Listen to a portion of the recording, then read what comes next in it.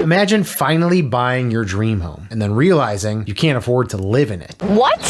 Where did all that money go? That's the reality for way too many buyers, and it's what we call being house poor. It's more common than you'd think. It creeps up faster than you'd expect, and today we're going to talk about how to make sure it doesn't happen to you. We'll break down exactly what it means to be house poor, why it happens, and the unexpected costs that most buyers don't see coming until it's too late, even when you're doing everything right. We'll cover rising expenses like taxes, utilities, and insurance, and I'll give you some steps that you can take right now to stay financially secure after you get the keys. So let's get into it. So what exactly does it mean to be house poor? At its core, being house poor means that you've stretched yourself so thin to afford the home that there's little, sometimes even nothing, left over for everything else. And we're not just talking about luxuries. I mean basic life stuff. Groceries, gas, savings, healthcare, emergencies, kids' activities, even the occasional dinner out. If too much of your income is tied up in housing, your mortgage, property taxes, insurance, utilities, maintenance, it can leave you with almost no wiggle room. You might technically own a beautiful home, but if you are losing sleep over your bank account every month or constantly stressed about how you're going to cover a car repair or holiday gifts, that's not really freedom. You should feel secure in your home, not financially trapped by it. So hey, before we move on, if you find this video helpful, take a second to hit that like button, subscribe to the channel, and tap the notification bell so you never miss another video. I try to put out new content to help buyers, sellers, and homeowners just like you every single week. So how do buyers end up in this position? It's not always from being careless or reckless. Honestly, it can happen to smart, responsible people who just didn't see the full picture. Here are a few of the biggest culprits. Number one, overbuying. This is a big one. Just because a lender approves you for a certain amount doesn't mean that amount fits comfortably in your life. Lenders use a formula based on debt and income, but they're not factoring in things like your lifestyle, childcare, student loans, or future plans. The number you qualify for and the number you truly are comfortable with are often very different. Number two, underestimating monthly expenses. A lot of buyers focus on the mortgage payment alone, but your monthly housing costs go far beyond that. Property taxes, homeowners insurance, HOA dues, utilities, and home maintenance can easily tack on hundreds of thousands more per month. It's important to look at the whole picture. Number three, surprise expenses. Let's be real, things break, and usually not when it's convenient. Whether it's a leaky roof, a dead water heater, or unexpected repairs that pop up after move-in, these costs can really add up fast and they're not always predictable. Number four, rising costs over time. Even if you feel good about your budget right now, things can change.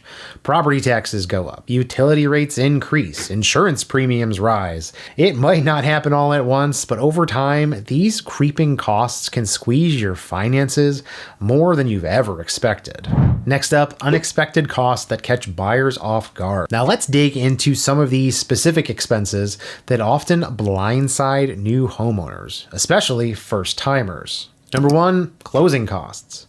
Many buyers are ready for the down payment, but closing costs still catch them off guard. These typically run 2 to 5% of the purchase price of the home and can include things like the appraisal, title insurance, lender fees, recording fees, and prepaid taxes or insurance. On a $300,000 home, that's potentially an extra $6,000 to $15,000. Number two, moving expenses. Whether you're hiring movers, renting a truck, or doing it all yourself, moving costs money. Boxes, packing supplies, gas, storage units, it all adds up. Not to mention time off work or meals on the go during the move. Number three, furnishing and decorating. You move in and suddenly realize you have a lot more space to fill. Maybe the curtains from your apartment don't fit. Maybe you need a new couch or a dining set. What about blinds? Maybe ceiling fans. The list goes on and on. Even starter pieces can cost more than expected. Next up, utility deposits and activation fees. Setting up new electric, water, gas, or internet accounts often can require a deposit, especially if you're a first-time homeowner or moving into a new area. You might also run into transfer or installation fees. Repairs and maintenance. When you buy a home, there is no more landlord to call when something breaks. You are the landlord now. That means you need tools, supplies, and sometimes professional help. Even in a well-maintained home, maintenance is inevitable. Think HVAC servicing, gutter cleaning, and appliance repairs, lawn care, snow removal, pest control. If you previously rented, some of these were probably taken care of for you. But once you own, that's all on you. Whether you're buying a mower or paying someone else to handle it, it's your responsibility. Each one of these on their own may not seem like a deal breaker, but when they start stacking up, that's when budgets get tight fast. The rising costs you might not anticipate, even if you've budgeted responsibly. From day one, homeownership isn't a static expense. There are plenty of costs that can increase over time, often without warning. First up, property taxes. Your current tax bill is based on your home's assessed value. But if that value goes up, as it often does, your tax bill will too. Local school levies, infrastructure projects, or reassessments can also trigger increases. Homeowners insurance. Insurance premiums are rising across the country due to extreme weather, inflation, and supply chain issues in the construction world. Even without filing a claim, you could unfortunately see your rate go up year after year depending where you are in the country. Next up, utilities. Electric, gas, water, sewer, even internet and trash pickup can all fluctuate. Seasonal spikes in heating or cooling costs can surprise new homeowners, especially if the home is larger or older than what they're used to. Another one, HOA fees.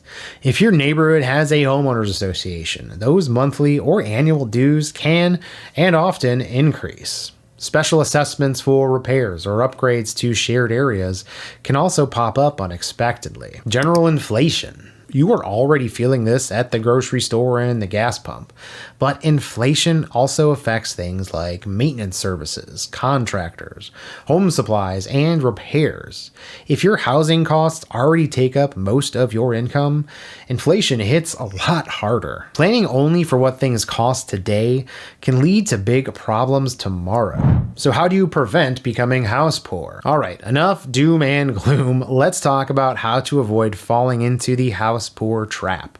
Because the good news is, it is entirely avoidable. You can absolutely own a home you love and still have financial freedom. It just takes a little more planning up front and a mindset focused on the real cost of homeownership, not just the sale price. So let's go through some practical, real-world steps that can help you stay financially secure and avoid becoming house poor. First up, buy below your max budget.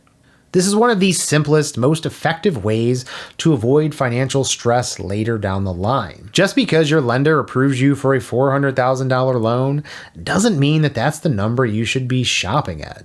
That's the ceiling, not the target. Instead, ask yourself, what monthly payment would I feel good about?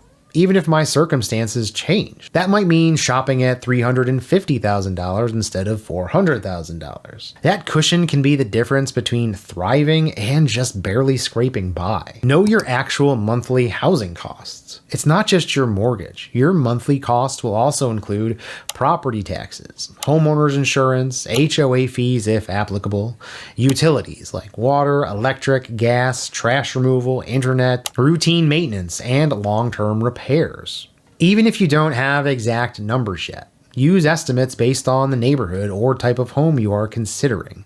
This is where a great real estate agent can help. More on that in a minute. The bottom line, don't just ask, can I afford the mortgage? Ask, can I afford everything that comes along with owning this house? Building a strong emergency fund. Unexpected costs are a part of homeownership. That's a fact. The water heater will go out. The AC will need repair in the middle of summer. You get hit with a surprise medical bill at the same time your property taxes increase. These things can and will happen. Having 3 to 6 months worth of expenses saved in a dedicated emergency fund gives you breathing room when life throws you a curveball. Without it, even a small repair can turn into a major source of stress. Next, get a home inspection and actually use it. A thorough home inspection is like a sneak peek into what might go wrong in the next few years in the home. Don't just look at the summary and move on. Ask questions. Take notes. If the inspector says the roof has 5 to 7 years left, That's not worry about it later, that's start budgeting for it now. Use the inspection as a planning tool for repairs that are going to be needed over the next few years, not just as a negotiation tool. Create a move-in budget. Even if your house is turnkey, you're going to need stuff. Things like window treatments, blinds and curtains, shower rods and bathroom accessories, rugs and light fixtures, tools, because you're the landlord now, remember? Maybe even furniture to fill out the space. Set aside a move-in fund so you're not putting these things on credit cards or draining your savings right away after closing on the home.